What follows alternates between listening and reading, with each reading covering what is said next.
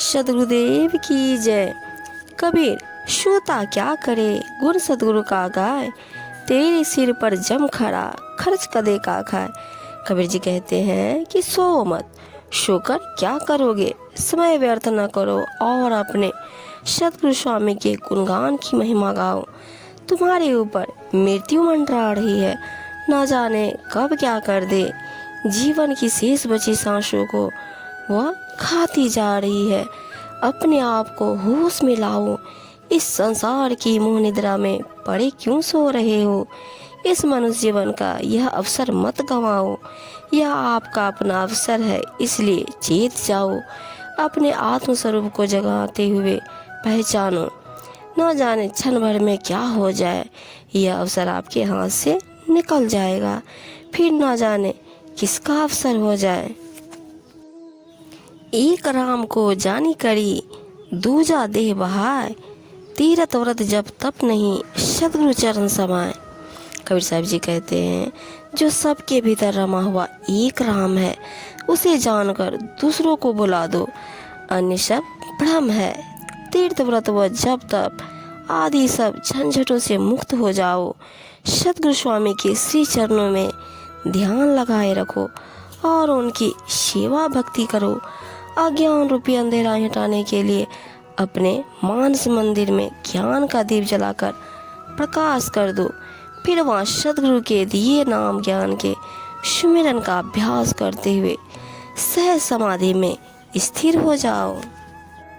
जिस प्रकार से मन माया में तथा माया के भोगों में रमन करता है, वैसे ही उसी चाह लगन से आत्माराम में ध्यान लगाओ।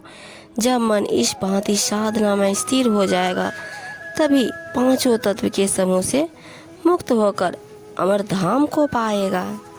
कोटि कर्म कटी पलक में, रंचक आवे राम, जुग अनेक सो पुण्य करो, नहीं राम बिनु ठाम। जन्म जन्मांतरों से संचित कर्मों का जंजाल भी पल भर में कट जाएगा, यदि आत्माराम में चित्तवृत्ति थोड़ी देर भी स्थिर रह जाए। परंतु इस आत्माराम के ज्ञान बिना चाहे जितने पुण्य कर्म युगों युगों तक करते रहो, कहीं भी ठिकाना नहीं मिलेगा। अर्थात आत्मबोध से ही परम शांति प्राप्त होती है। जिसकी गांठ में राम रूपी धन है, अर्थात जिसने अपने हृदय के आत्माराम को जान लिया है, उसके सभी कार्य सरलता से सिद्ध हो जाते हैं। उसके सम्मुख सभी आठों सिद्धियां तथा 9 निधियां हाथ जोड़ी खड़ी रहती है। अर्थात आत्मज्ञान को प्राप्त कर साधक इन सब से ऊपर हो जाता है। मन जो सुमरे राम को, राम बसे घट आही, अब मन राम ही है रहा, शीश नवाओं का ही।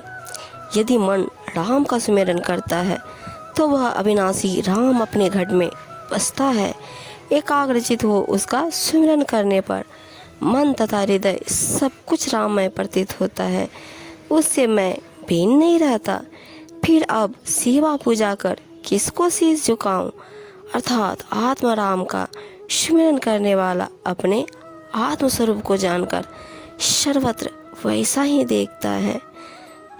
हे स्वामी आत्माराम, तेरा सुमिरन करते करते मैं तुझ जैसा ही हो गया हूँ। अब मुझ में जगत की अहंता, ममता एवं वासना नहीं रह गई। तेरे अविनाशी नाम ज्ञान के ऊपर मैं न्यौछावर हूँ, जिसके ध्यान सुमिरन से अब मैं जिधर भी देखता हूँ, बस मुझे तू ही तू दिखाई पड़ता है। तुझसे भिन्न कुछ भी नहीं है।